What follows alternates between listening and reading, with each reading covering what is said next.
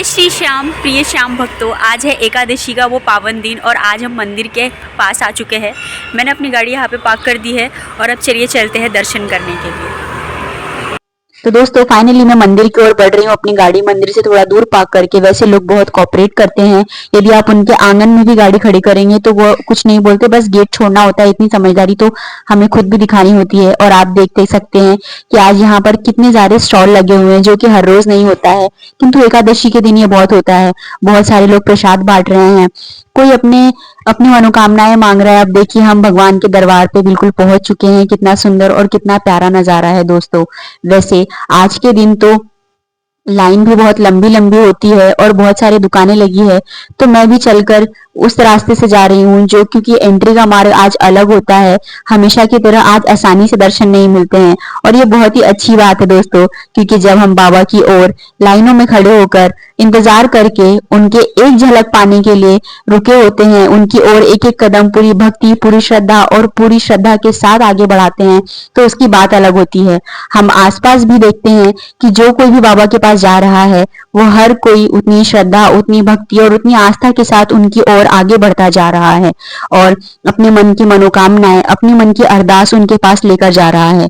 और यदि आपके मन में भी ऐसा कुछ है, और देखिए दोस्तों, तो हम बिल्कुल मंदिर के पास पहुंच चुके हैं और ये खुशी ही अलग होती है। यदि आपने भी कभी लंबी लाइनों में खड़े होकर बाबा के दर्शन का इंतजार किया हो, किसी भी भक्त का, किसी भी परमेश्वर में आप विश्वास करते हैं, काफी देर तक इंतजार करने के बाद यदि आपको ऐसे दर्शन करने मिलता है, तो उसकी खुशी और की बात ही अलग होती है। तो फाइनली दोस्तों, वैसे तो मंदिर में इस दिन ना आपको ज्यादा फोटो लेने दिया जाता है, ना ही वीडियोस लेने दिया जाता है, और ना ही ज्यादा देर तक के उनके सामने खड़े होने का मौका मिलता है, क्योंकि बाकी लोग भी इंतजार कर रहे हैं, और जो कि सही भी है।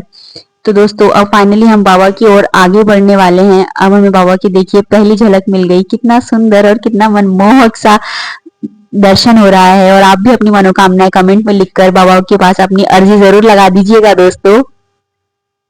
इतनी देर खड़े होने का बात ही सफल हो जाता है, जब बाबा की एक दर्शन और एक झलक मात्र से कितना सुंदर और कितना मनमोहक सा डेकोरेशन है, कितना प्यारा सा डेकोरेशन है। मुझे तो हमेशा हर चीज बाबा की अच्छी लगती है, उनका मिला हुआ प्रसाद, उनका दर्शन, उनका हर चीज।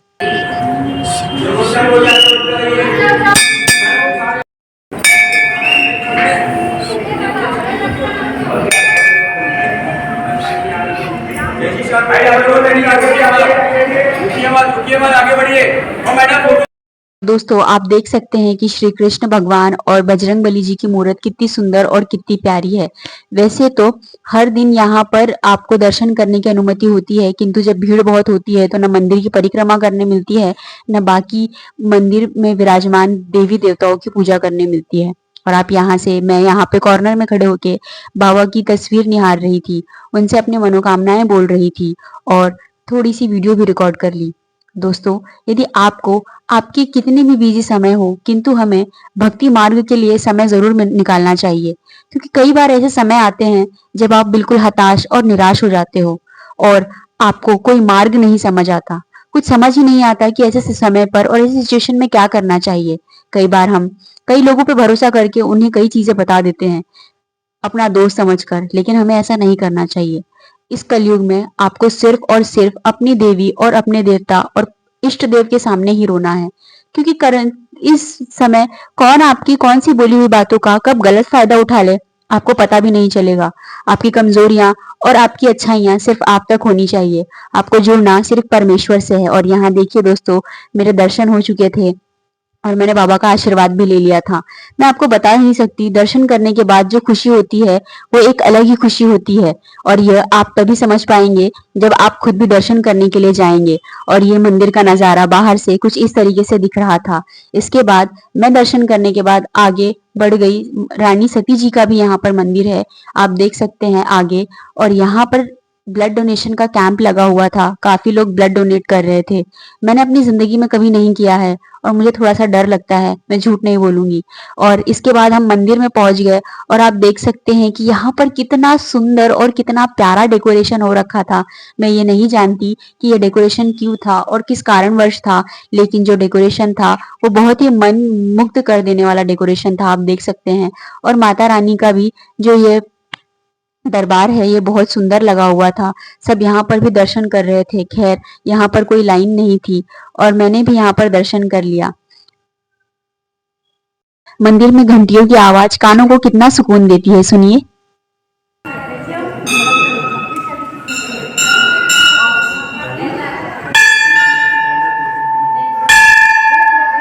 अब यहाँ पर हम आकर बजरंगबली जी के दर्शन करेंगे। उसके बाद करेंगे दर्शन भोलेनाथ, पार्वती और गणेश भगवान का। दोस्तों दर्शन करने के बाद अब फाइनली मैं मंदिर से बाहर निकल चुकी हूँ। दर्शन बहुत ही अच्छी तरीके से हो गया और सब अब अच्छा लग रहा है, बहुत सुकून मिल रहा है। मेरा यकीन मानिए, यदि आपको ऐसा लगे कि आप निराश हैं, कोई रास्ता नजर नहीं आ रहा है, कुछ समझ नहीं आ रहा है कि जिंदगी में क्या करना है और क्या नहीं, तो बस इस दरबार पर जाकर माथा टेकाना। वो सुकून, जो शांति और जो हौसला आपको मिलेगा ना, इस पूरी दुनिया में आपको वो कहीं नहीं मिल सकता। मैं यकीन से कह सकती हूँ दोस्तों, ये सुकून, ये शांति, ये पॉजिटिव एनर्जी आपको कहीं से नहीं मिल सकती है। आज लोग इतनी आत्महत्याएं और गलत कदम इसीलिए उठा रहे हैं क्योंकि वो स्पिरिचुअलिटी से फैशन के कारण दूर होते जा रहे हैं। यदि कोई इंसान स्पिरिचुअलिटी से जुड़ता है तो उस इंसान, बाकी लोगों के लिए, उस व्यक्ति के लिए ये नजरिया होता है कि ये तो बहुत ही ओल्ड फैशन पर्सन है। बट यकीन मानिए, ये बहुत बड़ी बात है कि यदि आप स्पिरिचुअलिटी से जुड़ रहे हैं, यानी कि भगवान आपको खुद अपने पास अपनी शरण में ले रहे हैं। चलिए दोस्तों, जहाँ से हमने शुरू किया था अभी हम वहीं आ चुके हैं। हमारा दर्शन हो चुका है। आपको ये व्लॉग कैसा लगा मुझे कमेंट सेक्शन के माध्यम से ज़रूर बताइएगा और ऐसे ही श्याम बाबा के व्लॉग्स के लिए आप मेरे चैनल को सब्सक्राइब कर सकते हैं। तो जय श्री श्याम, मिलते हैं नेक्स्ट वीडियो में और कमेंट में जय श्री श्याम ज़रूर लिखिएगा दोस्तों।